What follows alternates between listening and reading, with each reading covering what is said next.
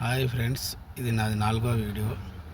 2018 అనుకుంటా, 18 19 నా బామార్దిది పెళ్ళి.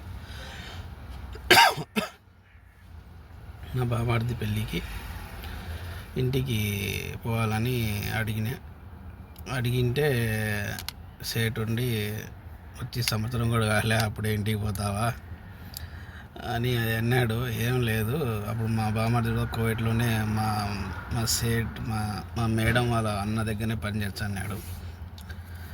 ఆ నుంచి ఇంకా అడిగింటే ఇట్లా మా బామ్మర్ది ఎవరు కాదు మీ అన్న దగ్గర పనిచేస్తున్నాడు మేడం అన్నీ అడిగింటే ఇంకా సరే అయితే పో, మా బాబాతో నేను అదే సార్తో నేను చెప్తాలే అంటే ఖచ్చితంగా ఒక నెలని ఒక నెల చుట్టికి తీసుకొని పోయి ఒక నెల ఉండి మా బామ్మది పెళ్ళి చూసి మళ్ళీ రిటర్న్ కువైట్కి వచ్చిన.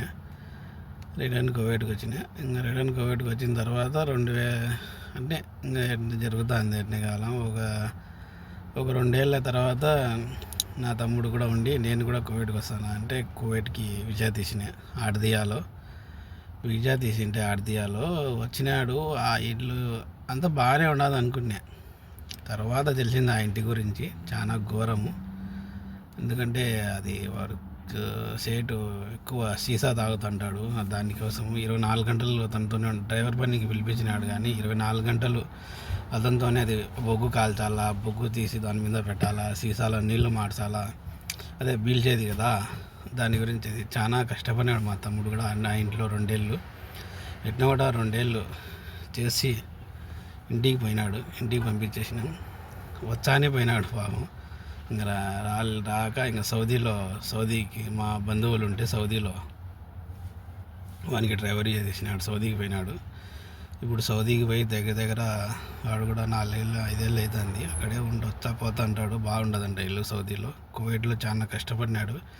మనం తీసిన విజా కూడా చూడండి, మనకు పక్కేళ్ళు అంతా బాగుండదని చెప్పినారు.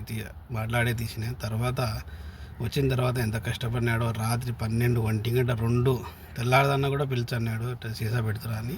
అంత ఘోరంగా ఉన్నది. చాలా కష్టపడి తర్వాత ఎన్నో తప్పించుకొని ఇంటికి వెళ్ళిపోయి సౌదీకి వెళ్ళిపోయినాడు.